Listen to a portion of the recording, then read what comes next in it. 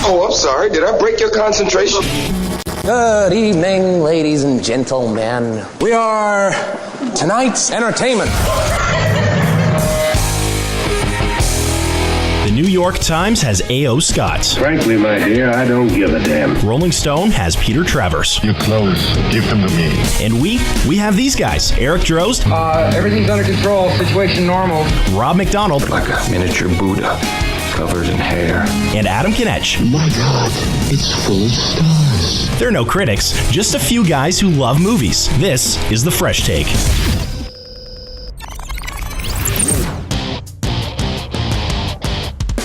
Welcome to The Fresh Take, everybody. We are back. It is Eric Drost and Adam Kinech and Rob McDonald back with you for the rekindling, may I call it, of The Fresh Take. How are you guys doing? Fantastic. You know, I love being rekindled. You like that word, the rekindling? Yeah. It's really great. After a little bit of a sabbatical, now we're back. Yeah, 9 months or whatever it was. I actually took the entire day thinking of how I'm going to introduce this, and I thought rekindling. That's the perfect word. It took you a day? Yeah, the entire day. It took you a whole day? The entire day. Well, no. Were you just going through a thesaurus, just trying to find the right word? Online thesaurus. Yeah. Wow. In any case, welcome back to The Fresh Take. We are now a part of a site called FBit, and you can get us on Facebook by just searching FBIT. Same thing on Twitter.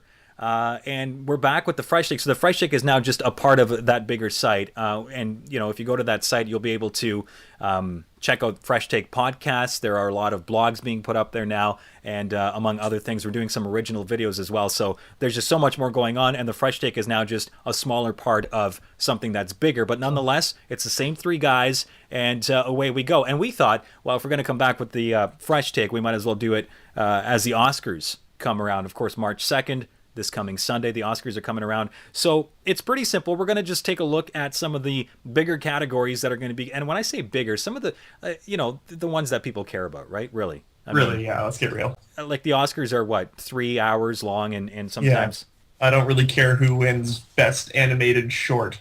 Yeah, well, I mean, that's probably very offensive to the people that actually made that movie, those little movies. Yeah. But it's not like you're wrong. if they're listening right now, I'm sorry. I'm sure your film was fantastic, but come on. Yeah, but let's get real here. So we're going to talk about some of the bigger categories, as I say, and then we're going to go over a few of our favorites movies of 2013. So let's get things started with the best performance by an actor in a supporting role. Are there any standouts for anybody in this?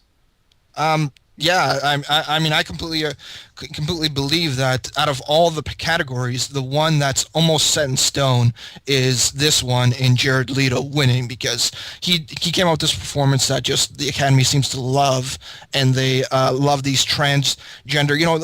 Whenever an actor takes a stretch, he chooses something daring, they seem to love those types of performances. So this is one scenario where it's like, okay, he's going to win, but at the sacrifice of some other great actors like Michael Fassbender and Jonah Hill, who put on some really good performances in their own right.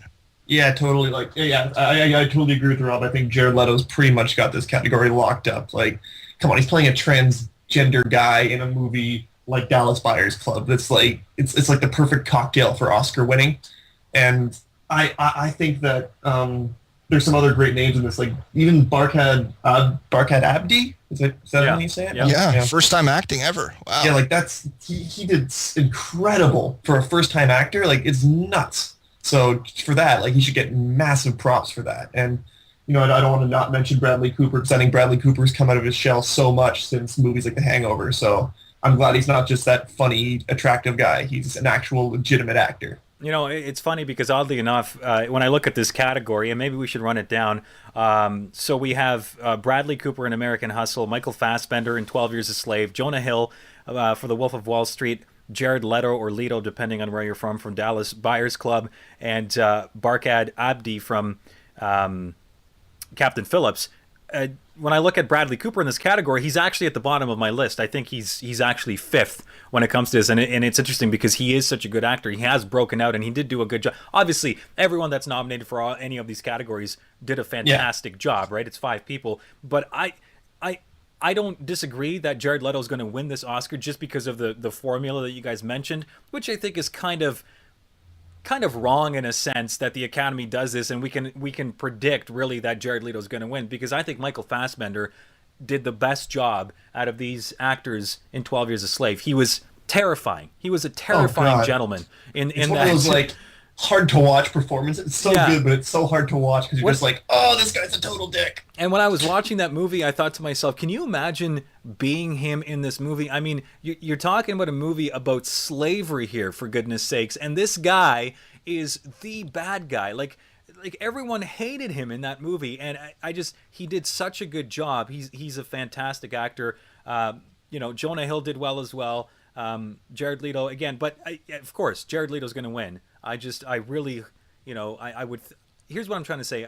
It would be nice if there was more discrepancy, right? If we could chat about this more, because really Jared Leto's going to win, right? I mean, there's for sure. no question about it. I think this is one of those categories where it's just like Jared Leto. Yeah.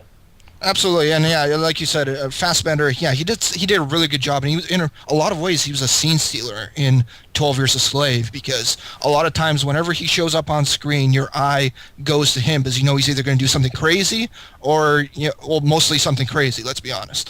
Right. Okay, so let's move on. Performance by an actress in a leading role: Amy Adams from American Hustle, Kate Blanchett from Blue Jasmine, Sandra Bullock from Gravity, Judi Dench from Philomena, and Meryl Streep from Osage County? Ostrich County? Ostrich? Oscar? No, I think it's Osage. Yeah, it's Osage, obviously. And are any standouts here for anyone? I'm going to be totally honest here. I've only seen American Hustle and Gravity. So Okay. It's really between Amy Adams and Sandra Bullock, and I think if I was going to choose between those two, it would for sure be Amy Adams. Like, Sandra Bullock is always great. I've loved her forever. Like, we're going to be honest, what's it called? That movie where she plays the beauty queen. Miss Congeniality, yeah. Like, that's one of my like guilty pleasure movies, right? Yeah. Oh, it's going to spread across the internet now that Adam loves if I had to pick one chick flick to watch, it'd be Miss Congeniality. But I just think that as performances go, Amy Adams really killed it as a leading role in American Hustle. And American Hustle was full of amazing performances, and she didn't get outclassed by all the other great performances in that movie. Yeah, I fairly much agree. I mean, I watched Blue Jasmine as well, and Kate Blanchett does a fantastic job in that movie. But Amy Adams, she was always one that, for the past several years, she's constantly been nominated for acting nominations. Like 4 times now or something? And I think in many cases, this might have been her best role out of all of them.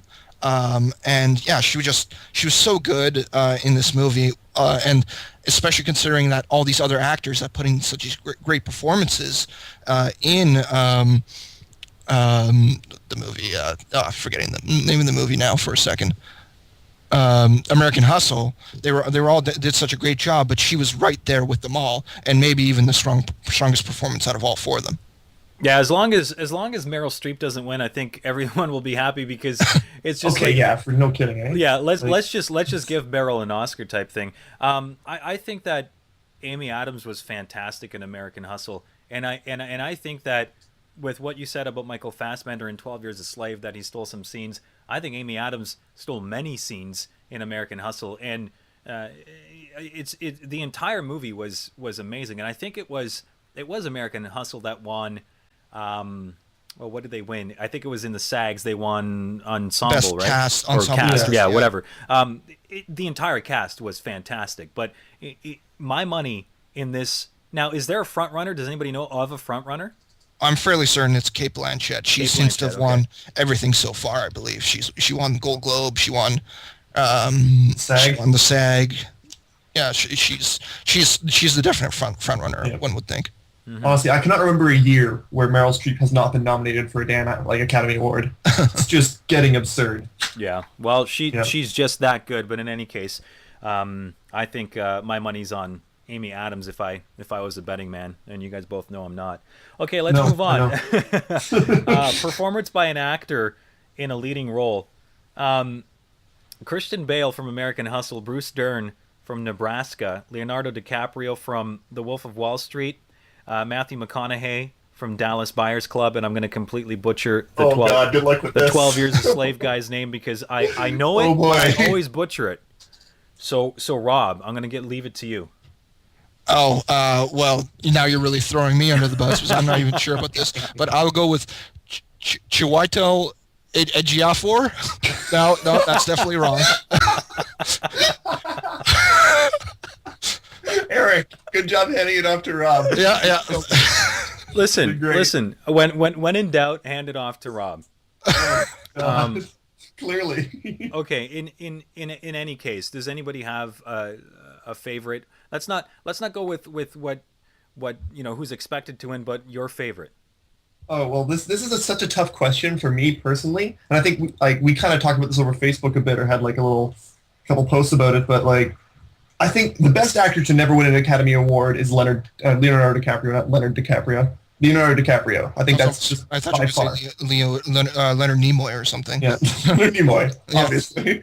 So I think Leonardo DiCaprio is the best actor to never win an Oscar, and I think it's crazy how he hasn't won one for some of his ridiculously good performances. So, like, I want to see him win, but when I've watched 4 of the movies on here, and I think that Matthew McConaughey deserves this Oscar for putting in his best performance of his career by far. And I don't think this was Leonardo DiCaprio's best performance that he's been nominated for. I think he was better in The Aviator. I think he was better in What's Eating Gilbert Grape. And even Blood Diamond, he was like really good in. So I don't know. I have to go with Matthew McConaughey. Yeah, I mean, I do believe that he's the favorite Matthew McConaughey. I mean, the utter performance and the transformation that he had to do for this character. I believe he weighed like 140 pounds when he was shooting this role. Like he was almost a shell of a man. And yeah, you're completely right, Adam, that this is his performance of his career. And in that case, he probably will win. But ever since I saw this Leonardo DiCaprio role of his, where he was able to tiptoe across so many areas of acting in that movie, Wolf of Wall Street, where he did comedy, he did drama. He was able to stay entertained for the entire 3 hours. It's not like I never found myself ever being lulled by his performance, even though he's pretty much in every scene in that movie. So who I think will win, I think McConaughey will win, but it's a real shame that Leonardo DiCaprio is going up against McConaughey, because I do think that this is, had it been a lesser year, he would be walking out with the Oscar. So every year that Leonardo DiCaprio has been nominated, we can say if it would have been a lesser year, then he would have been walking away with an especially yes. Listen. Leonardo DiCaprio deserves this Oscar. He deserves this Oscar, and I know that the Academy doesn't look at careers gone by, careers past, right? Like, they're not going to look at this and say, well, DiCaprio's been nominated, this is his 4th nomination now, and he hasn't won yet, so we're going to give it to him. And it's too bad that they don't do that, because McConaughey, between these people, has been the most probably the most successful actor. He's been the most consistent actor. He's been consistently blowing us out of the water with everything he's done over his career. Everything is. I wrote a blog about this, and you can find it on our Facebook page under FBIT. You'll if you search FBIT on Facebook, you'll find the blog there. And I asked the question whether the hate on for Leo will end, because he has done nothing but impress his entire career. You look at a guy like Jamie Foxx, who won for playing Ray. What has Jamie Foxx done since he won an Oscar? Well, he made Stealth, and then his career went downhill. He's done nothing. Okay, I understand I understand that he had a great performance, but he's done nothing after that. What has who's the other guy compared to? I'm forgetting now. Who did he lose to when he was nominated for Blood Diamond? That was 2006. 2006. I'm forgetting who he lost to right now. Anyway, whoever he lost to in 2006, it was the same. Forrest Whitaker. He lost to Forrest Whitaker for the last game. Oh, that's a pretty legitimate loss to him. He's done some pretty great things in his career. Yeah, what's that? Like Forrest Whitaker, he's a pretty legit actor. What has he done since the last King of Scotland? He's put in some massive he's put in some he's not been in big movies like blockbusters, but I'm not talking about being in blockbusters. I'm not talking about that at all. The thing about Leo is that he can take a blockbuster and he can put an Academy Award winning performance into it. Not a lot of people can do it. I agree with you, Eric, Listen. because like Forrest Whitaker, he's put out these good performances, but ever since that movie, he's pretty much not been a leading man ever since. You just see him show up in random movies like The Last Stand. The Last Stand, right? And until the Butler, right? I mean, he really hasn't done all that. My point is, Leo deserves this Oscar more than anybody on this list, and more to your point, Rob, or not more to your point, but just about the point that you made, that the transformation about McConaughey. What McConaughey did is nothing new. This is nothing new. Turning from a rom-com, losing a bunch of weight, and going into a low-budget drama film. This is nothing new.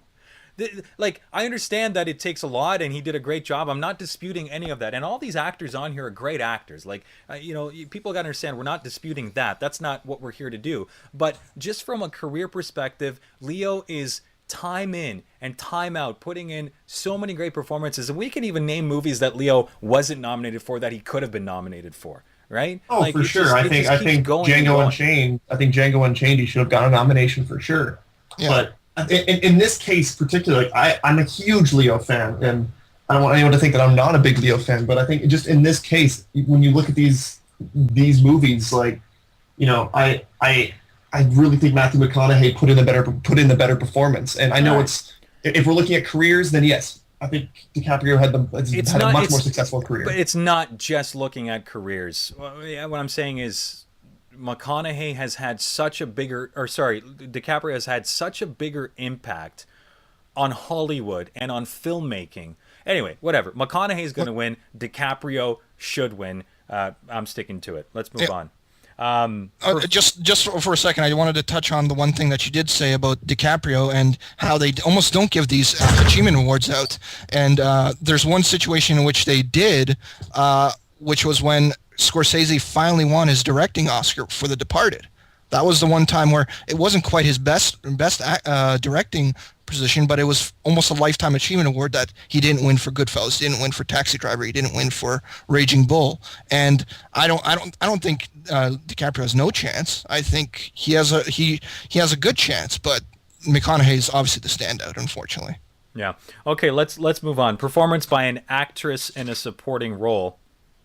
Does anybody have any kind of standouts here? Are we all just going to say Jennifer Lawrence, or what are we going for? J-Law, baby. Like, J-Law, we talked about, like, scene stealing earlier, and she's the queen of scene stealing, I think. When we watched the movie together, actually, Eric, and, like, when I was watching that, every time Jennifer Lawrence had a scene, I was just so drawn to her. And it's just because maybe I'm such a huge fan of her as an actress that I'm blinded to all the other ones. And once again, I haven't seen Blue Jasmine, Nebraska, or Osage County. So I'm really only comparing her to the Pizza Nyong'o.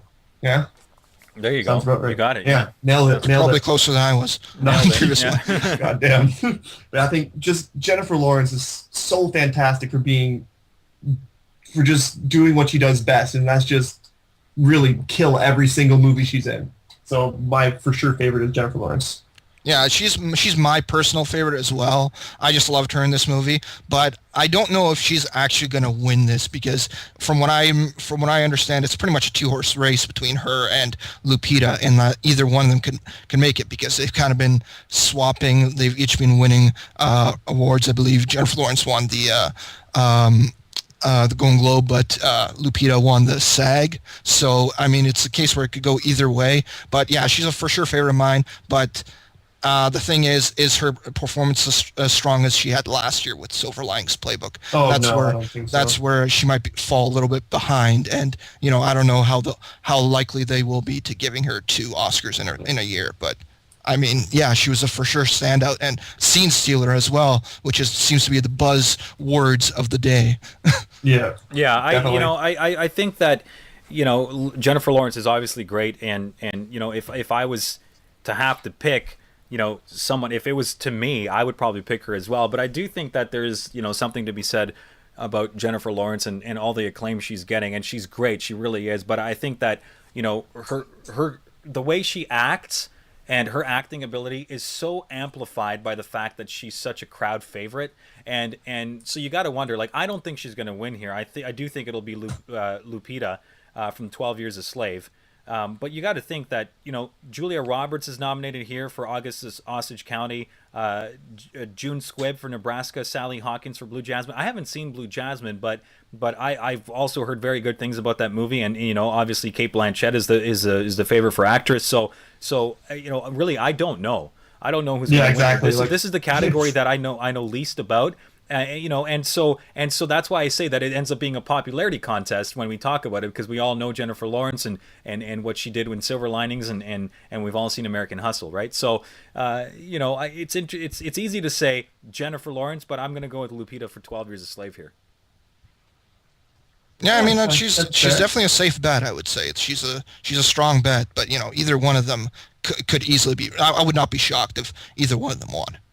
Yeah, okay, let's move on then. Achievement in directing, of course, David O. Russell for American Hustle, Alexander Payne for Nebraska. We have Steve McQueen for 12 Years a Slave, Martin Scorsese for The Wolf of Wall Street, and Alfonso Cuarón. There you go. Yeah, I'll redeem myself a little bit there. Alfonso Cuarón for Gravity. Any standouts here?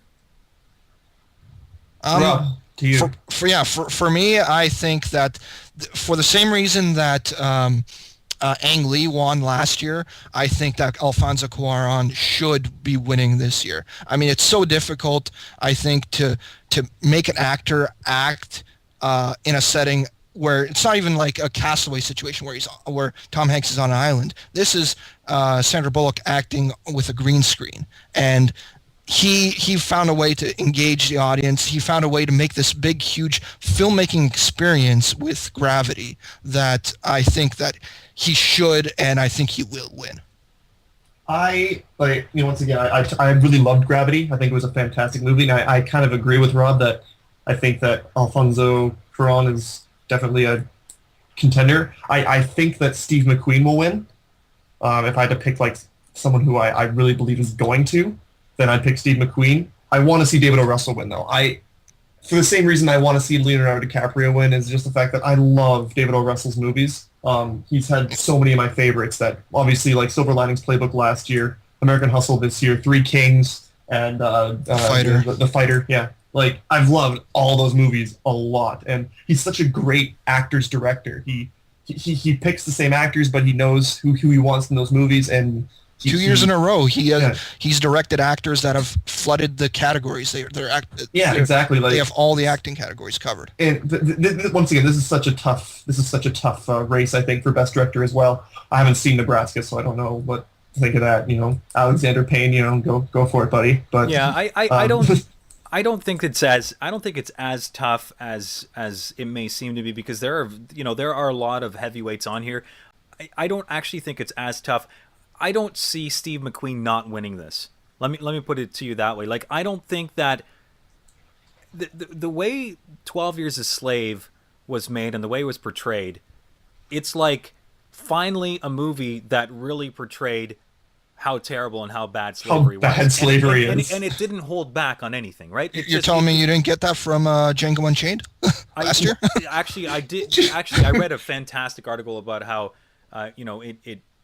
it kind of made it almost comedic. Comic booky, right? Know what I mean? So this was a real portrayal. I don't see Steve McQueen not winning this. Let me put it to you that way. But I would like to see David O. Russell or Martin Scorsese win, because I really enjoyed The Wolf of Wall Street, but now that I thought about it for a while, if you were to ask me, let's say a month ago, I would have said, my favorite movie in this director category would have been American Hustle. But now that more than I thought about it, I loved The Wolf of Wall Street. I loved it. Rob, you touched on it earlier about how it had everything, how Leo kind of tiptoed across all the lines.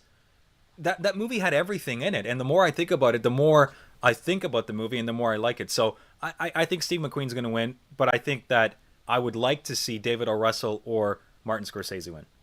Yeah, Gravity wasn't my favorite movie among those movies, how you're talking about your favorite single movie, but just for me, Alfonso Cuarón, Gravity is a movie that heavily was featured on someone's vision. And if he didn't have the right vision, this movie would not work at all. And I just think that out of everything that he had to input into this movie, he was the most important out of all these directors. Oh, absolutely. I mean, and I love Gravity as well. The best part about it, well, no, it's not the best part of it, but I love the fact that they didn't drag it out.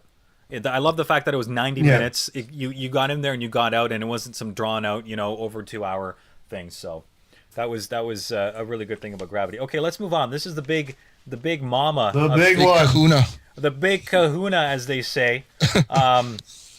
Best motion picture of the year. So American Hustle is up for this. Captain Phillips, Dallas Buyers Club, Gravity, Her, Nebraska, Philomena, 12 Years a Slave, and The Wolf of Wall Street. Woohoo! What do you guys think? All right. Well, I'll start this off, I guess. I start by saying I haven't seen Her, haven't seen Nebraska, haven't seen Philomena, so they could be great. I don't know. Philomena does not sound like it's going to be something I'd be like, yeah, a movie about sounds like some French stuff. You're telling me Dame Judi Dench isn't enough sex appeal for you? Yeah, unless Judi Dench is playing M, I'm just like, nope. But anyway, but the movies I have seen, I think the one that's definitely the front runner for me is 12 Years a Slave. I think that's pretty safe choice to bet on. But my favorite movie of the Best Picture nominations was American Hustle. I love movies with great acting. That's just me personally. Like I love those movies where all the actors turn in great performances. Like last year, my favorite movie was Silver Linings because of all the great performances, and this year it's American Hustle because the actors just kept me entertained the entire time, and the story was great, but it was just them that I was laughing, I was enjoying it so much. So, but for sure, honorable mentions to Wolf of Wall Street and Captain Phillips, because Captain Phillips I don't think has gotten enough credit, and it was a really, really good movie. Tom Hanks even totally, I think, could have been nominated for Best Actor as well. Oh, absolutely, yeah. And we didn't mention a snub, but yeah, Tom Hanks would be one of my main snubs for on this entire list. He'd be probably the first one I'd mention. And yeah, you're talking about what will probably win. Yeah, I completely agree. 12 Years a Slave will probably be walking out with the statuette. I don't think Steve McQueen will be taking the director award, but I think he'll be holding it up at the end regardless for this movie. But yeah, my personal favorite. I mean, Eric, me and you have already talked about it. Wolf of Wall Street. I mean, 3 hours, and in many ways it's very similar to Scorsese when he directed Goodfellas, where it's taking you throughout the entire professional life of one character. One case it's through the mob life. This case it's his professional life, and I don't know. Scorsese just has a way of engaging you, with all these side characters, like all these actors that just show up, like Jon Favreau, Matthew McConaughey, who's only in it for 10 minutes, but he leaves an impression regardless. And I don't know, I just think that Wolf of Wall Street was definitely just my complete standout for this movie, for this entire year altogether.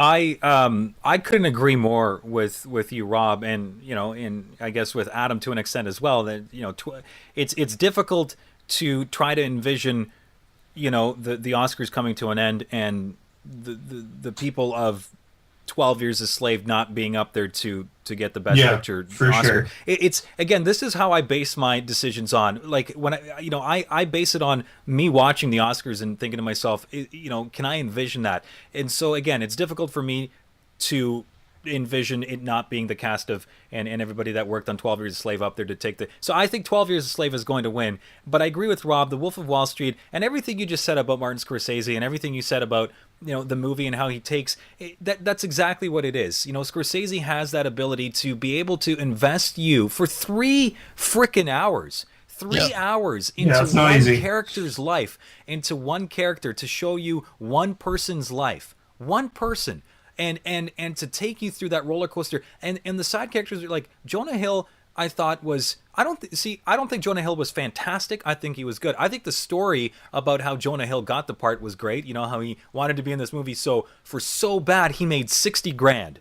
That's it. He made $60,000 making this movie. Which is like, okay, they probably shot it over not probably not that long. It's still a pretty good paycheck, but for an actor, 60 grand, right? Like he took that huge slash. Why? Because he believed in the script. He believed in Leo. He believed in Scorsese, because that's how good this was. And for an actor to recognize that and do something like that, I think speaks volumes about the actual the film itself. But 12 Years a Slave, I think is going to take it. As far as Captain Phillips, just to touch on it quickly, I thought the movie was good. Too bad we all knew how it was going to end. Right, because it was a real life story that happened a few years ago. You can say something. You can say the same thing about Titanic then too. Right. Oh, the ship crashed. Oh, of course. Shocker. But the characters were made up, were they not? So you didn't know if someone was going to die or not, right? Or yeah, but I think we all knew the climax. Right. I mean, this is a book. Captain Phillips was a book written by the survivor. Spoiler alert. Right. Exactly. So anyway, it's like that Lone Survivor movie with the spoiler in the title, Jesus. Lone Survivor. Yeah. Anyway, so for me, it's 12 Years a Slave is going to win, but I would really like to see The Wolf of Wall Street win. American Hustle's up there as well. So I think we're all pretty similar on it, but I think most people are. Okay, let's move on really quickly before we get to our favorites. Let's touch on Ellen DeGeneres hosting this. I think she's going to be great. Your thoughts on Ellen? Ellen, I think, is going to kill it. Personally, I think she's exactly what the Oscars need right now after Seth MacFarlane. I love Seth MacFarlane. I think he did a great job. I know me and you were just laughing the entire time at all of his jokes, but we're the demographic that Seth MacFarlane was aiming for, and I don't think that's the demographic for the Oscars. Ellen hits that demographic perfectly, and she is definitely a great choice to follow up. Oh, absolutely. I mean, they were going with a familiar face, and they could have gone the easy route and said, "Hey, Billy Crystal, you want to come back and do another one?" Hey, no, Billy, they went to Ellen busy on DeGeneres. March 2nd, or what are you doing? Of course you're not. Get down here. Yeah, they went with Ellen DeGeneres, someone who was loved the first time she did it, and people were just wondering, when's she going to do it, and now she's getting her shot again. 7 years later. 7 years. Yeah, later. I think that Seth MacFarlane was fantastic. Unfortunately, I think that was the first and last time we saw Seth MacFarlane hosting the Oscars because he apparently offended too many people, even though their numbers went up when he was hosting. But that's an entire different story. Dare you talk about boobs? Yeah, Ellen DeGeneres is going to be great. Okay, let's move on to our favorite movies of the year. I'll start this one off by just saying that I think there was a movie that came out that really let me put it to you this way. I had no interest in seeing this movie. I don't particularly like the actor. I don't dislike him, but I don't particularly like him as well. You talking about James Franco? No. I'm not talking He's about James talking Franco. about Homefront, everybody. I hate James Franco, okay? I know, because I know you hate James Franco. I hate James Franco. If I saw James Franco... Well, let's not go there. But the movie I'm talking about, so one Friday night, I didn't have anything to do, and we were like, oh, yeah, let's go catch a movie. So we did. The Secret Life of Walter Mitty. Okay? The Secret Life of Walter Mitty. I'm not going to go as far and say that it blew me away, but I came out of that movie feeling great. Did you guys see it? I did not. No, I did not see it. Okay, so I came out of that movie. It's a feel-good story. I mean, it's full of ups and downs. I came out of that movie feeling great because it's a feel-good movie at the end. Spoiler alert. And this was Ben Stiller's best movie. Period. This was his best movie. Better than Meet the Fockers? Better than Meet Everything. Better than Meet Everything. I honestly, if you get a chance, guys, watch The Secret Life of Walter Mitty. One of my favorites. Beautiful. All right. Well, it's definitely not one I would have seen coming. No, for sure. I think it's a big surprise. I definitely have some honorable mentions that aren't in the Academy Awards category. I think I really love Pacific Rim. I know it's I'm a big fan of blockbuster movies. I don't know. I'm a sucker for them, I guess. Did it really get snubbed for the Best Picture? No, I don't think any of the movies I'm going to mention got snubbed for Best Picture. Let's just say that. Well, okay, hang on. I only mentioned one movie because I thought we were going to go one at a time. So just mention one. Oh, okay. Well, Pacific Rim then, for sure. I think deserves to be mentioned. Yeah. For me, it was a movie that I probably would have never been actually nominated for an Oscar, but it was one that really got overlooked earlier in the year, and I watched it afterwards. I mean, we were doing our reviews, and this is one that we didn't go see because I believe we saw Identity Thief instead. Oh, good thing about that one. Yeah, when I What's that? Say again? That was a smash hit. Yeah, absolutely. Cool. Yeah, and when I actually went and watched it for myself, I really loved this movie. And Soderbergh, he has a way of just directing all these movies. He directs so many things, and the movie I'm talking about is Side Effects. I watched this movie, and I don't know, I was so enthralled with this Wait, just Channing chess Tatum? match. What's that? Channing Tatum? Yes, Channing Tatum, but he has a boy. small role. He's not the main actor of the movie. It's Oh, more okay, about okay. Jude Law and Rooney Mara. Oh, Jude Law, much better. That too. I just watched this movie, and it's an entire just chess match of, like, you know, mind games. This entire movie of what's going on, what's happening in this entire movie, and it was just something that after I went out, I was like, wow, probably should have watched this movie instead. Yeah. Well, that's over with. Okay, so another one of mine that I really liked, really liked was Frozen. The way that Disney movies are being made now, I'm a big fan of Disney movies, like huge fan of Disney movies, and my all-time favorite movie from Disney is The Lion King, hands down the best Disney movie ever made in my mind. Are we counting like Disney Pixar as well, or We're counting everything, Disney, Pixar, everything. I have to Definitely agree with you it's there a then. good choice.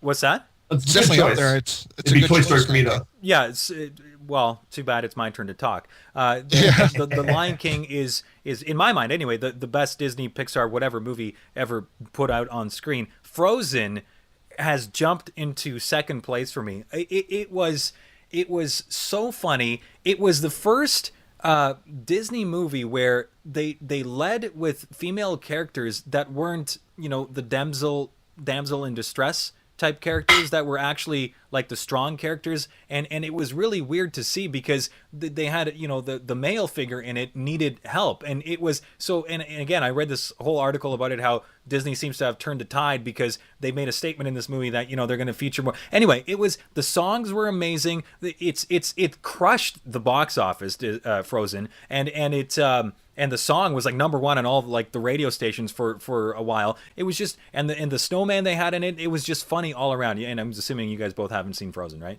I've seen Frozen. Okay. Yeah, I saw Frozen as well. Anyway, so yeah, for me that was one of my favorites of the year as well. Yeah. All right. I agree. That was actually I was really impressed by how good that was. And I love, once again, I love animated movies. Pixar is my favorite is the best animation studio in, like, bar none. And my favorite animated movie of all time is Toy Story. That's just, I want to reiterate that's the best animated movie ever. But moving on for me, another blockbuster I want to talk about. I have two more movies I want to talk about. And this one, a huge movie that came out, and Star Trek was never a series that I was a big fan of growing up, but J.J. Abrams has, like, reinvigorated me and makes me want to see more Star Trek. And I have a total man crush on Benedict Cumberbatch now because of this movie and all the things he's done. So Star Trek Into Darkness was just so good, such a great follow-up to the first one. The first one was so good, and I was like, oh my god, there's no way that the sequel can be any better. And I don't know if Into Darkness was better, but it was definitely on par. And this makes me just so excited to see what he does with Star Wars. Oh yeah, I absolutely loved Star Trek as well. And it's funny with Benedict Cumberbatch, because this could have been the big year of Benedict Cumberbatch had Fifth Estate not really, you know, fallen apart, and you know, it had all this hype, and, you know, we could have been talking about Benedict Cumberbatch being nominated for an Oscar, but that didn't really happen. And yeah, I mean, it was still a huge year for him because, you know, from just even a small role of voicing Smaug in The Hobbit, which was. I don't know, Eric's not a fan of the second one, but it's a whole other thing that I could That's debate a about. whole other discussion we're not going to bring up right now. Yeah, absolutely. Well, so yeah, another one of my movies that I just wanted to point out, one that I didn't expect to be anything, but I liked a lot, and it's talking about an actress that's nominated for another Oscar as well. We talked about Jennifer Lawrence, and I'm going to say it. I actually loved the second Hunger Games. Yes. I watched this movie. I didn't like the first one. I thought the first one was okay, but in this one, I just thought that her character came into her own, and I finally said, you know what? I actually kind of care about what happens to Katniss Everdeen now, because the first hour of this movie just completely engaged me, where I was just like, you know, what's going to happen? What's going to happen next? Second part, you know, when the actual Hunger Games started, I think it was a little weaker, but it's still a real standout movie for me, I think. I totally agree. I think I just want to reiterate how right Rob is, because Katniss Everdeen and Jennifer Lawrence has made that character into like one of the strongest female leads and female action stars that we've seen in a very long time, I think. Absolutely. Yeah, well, yeah. I mean, I didn't think that movie was bad either. Still not one of my favorites of the year. And I guess I don't care what happens to Katniss as much as you guys do. But another one that I want to bring up. Well, first of all, I'll say that Star Trek was on my list as well. I was going to bring it up, but you went over everything, so I'll touch on a different movie that I loved as well, and that was The World's End. Has everyone seen The World's End? I have seen The World's End. Yeah. Oh, hold on, probably. That's I don't know. Maybe probably not. Simon Pegg. Oh yeah. Great movie. Oh my god. I thought the movie was fantastic. Again, one of those movies that I thought was going to be cheesy and maybe not, but I just love Simon Pegg. I love everything he's done. Shaun of the Dead was funny. Hot Fuzz was funny. Yeah. It's just he's a great, and if you like that kind of British humor, I don't know. I think the movie was one of the better comedies, and I think it's underrated, and I think it was amazing. And let me just mention one more movie, and we'll go back the other way, and we'll wrap up here. The other movie that I wanted to mention was, because it's the only other one on my list, was Prisoners. I don't know if everyone's seen Prisoners, but that movie, I mean, talk about a movie that really knew how to put the viewer dead smack in the middle of what was right and wrong. Coming into this movie, you thought you knew what was right and wrong, and after leaving it, you're like, I don't really know if he should have done that, but what would I do in a different, if I was in that situation, like if somebody, kidnapped my kids, what the hell would I do to get them back? You know what I mean? So it's like, you don't know whether to cheer because deep down that what they're doing, like holding someone hostage and torturing them, is really wrong. But at the same, it's like, I don't recall a movie before that has really made me think so much and like have so many mixed emotions about the main character and whether what they're doing is right or wrong. Yeah, I completely love Prisoners as well, for sure. I mean, it was a real, you covered it all basically. But yeah, I was on my list, but I'll let you, do all the talking for that, because you pretty much covered everything. All right, I want my favorite movie of the year. This is the last one to talk about. My favorite movie of the year was Man of Steel. I think this was like, it's another big blockbuster. All the movies I mentioned have not been exactly like, tiny ones that people forgot about. Mine are the big ones, and Man of Steel was my favorite. I think this was a fantastic addition, the best Superman movie yet. And this is one of those movies that people either loved or hated. And I think I'm right in saying that, for the fact that it's 50-50. People either said, yeah, this is the greatest Superman movie ever, or people said, oh, this movie was like nothing, this is nothing like what I wanted to see. And the main thing I want to talk about, the reason why this movie was great was because of the ending. The ending was so good. And it was by far the most controversial point of the movie. And can I just say big spoiler? Yeah, go ahead. Yeah, go for it. Big spoiler coming up. When Superman snaps Zod's neck, that was one of those moments where everyone was either like, oh, that's awesome, or if they're just like, how dare you, DC? How dare you have Superman kill somebody in cold blood? Yep. And for me, it was great because it wraps up that story so well, because this whole story was about Clark Kent accepting the fact that he can either be a symbol of good or evil in the world, and when he does reveal himself, he's pretty much going to be looked at as a god. And you know what, Adam, something to because I love the movie as well, and if we're being truthful, it is my favorite Superman movie, and maybe it just escaped my mind because it should be on my list, because I love the movie as well, and again, to me, it's the best Superman movie. And what you said there about that snapping of the neck thing, I want to bring something up because it's really important. It's really important, okay? The world, okay, DC fans, if you're listening to this and you're a hardcore Superman fan and you love the comic books or whatever, the world has moved on. The world has moved on from these cheesy comic book. Things progress, okay? Yeah. That's why they made the decision to make Superman snap someone's neck, because in today's world, if you were to write a comic book like they did back in the 30s with Superman, it would go nowhere. It would go nowhere because the world is different, and the movies and the concepts have to change with it. And you're right, Adam. It was fantastic. It shows that Superman can either be the greatest hero of all time, or he could destroy the planet if he wants. And that gives me goosebumps thinking about it, and that's freaking awesome. You know, Yeah, exactly. And the other thing I love about it is that when he did that, he made the conscious choice to pretty much end the Krypton civilization. Like, he chose Earth over Krypton because as much as Zod was an asshole, he was the only chance of giving Krypton rebirth, right? Oh, yeah, he pretty much made that choice earlier in the movie too, when he crashed the ship with all the embryos or whatever it was. Yeah, exactly. Yeah. And then the final moment was when, boom, Zod's neck is broken and it's done. It's like Earth is where it's at now, and that's why it was crazy emotional, and that's why I really liked it so much. Yeah, I liked Man of Steel as well, but I still, I think it is the best Superman movie that's been out so far, but I still don't believe, because there's a lot of parts that just bugged me in this movie, and that's another discussion completely. I still think they haven't made a great Superman movie, and I think there's a huge possibility to do that coming up. But while we're talking about comic book movies, I'm going to talk about my personal favorite comic book movie of the year, and it came out of nowhere for me because I did not expect any much from this character, and that I'm going to talk about Thor: The Dark World. This movie I thought was probably one of the best Marvel Studios movies they've done, like maybe only behind Avengers and Iron Man, the first one, because this chose to make a choice that so many other movies didn't. Like they're so comedic and campy. This one finally decided to say, hey, we're gonna go out on the limb and we're gonna take you to Asgard. We're gonna take you to these other worlds, different parts of it, and finally, they decided to up the stakes in a certain regard, where pretty much in all the other movies, the main characters don't really die. I mean, they seem like they're unbelievable. Iron Man 3 is a perfect example of that, because it's like, hey, this person might die. No, he's not. Nothing's going to happen. It's pretty much no consequences at the end. This was completely the opposite, because, there's weak parts in this movie. The villain wasn't great. The villain was super weak. Like, the one thing I'd say about Thor, the Thor movie, I love the movie, and Tom Hiddleston carries it for me a lot of the time. His character literally is the shining beacon in the Thor movies. But the villain was so weak in this movie.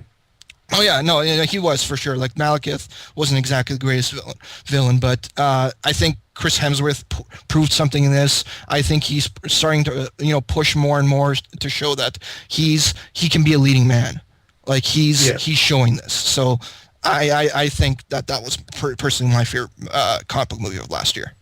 I would say it's close.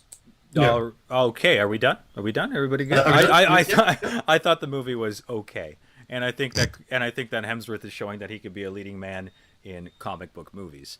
I don't know about anything else, but anyway. I guess you didn't see Rush either, but no, I haven't seen Rush. No, actually, and I keep hearing good things about it. But okay, so that's that. We will be doing more of these podcasts as we feel like it. I don't know, whenever we see a movie that we either hate or love and we have different opinions, we can go in here, argue, and annoy people. Oh, okay. So every movie we see then, because I think that you're dumb in every movie that you see. So but every time me and Eric see a movie, we'll have to come in here and argue. All right. So expect a lot more of these Fresh Take podcasts. Again, you can just search FBIT on Facebook, FBIT. You can do the same on Twitter. This will be posted there. It'll take you to our website, which has a long address that I'm not going to bother saying right now. And that's how it's done. We'll try to keep it shorter, a little bit shorter next time. But this was the Oscars edition, after all, and we ran down our favorite movies of 2013. For Rob McDonald and Adam Konech, I'm Eric Droz. We'll see you next time.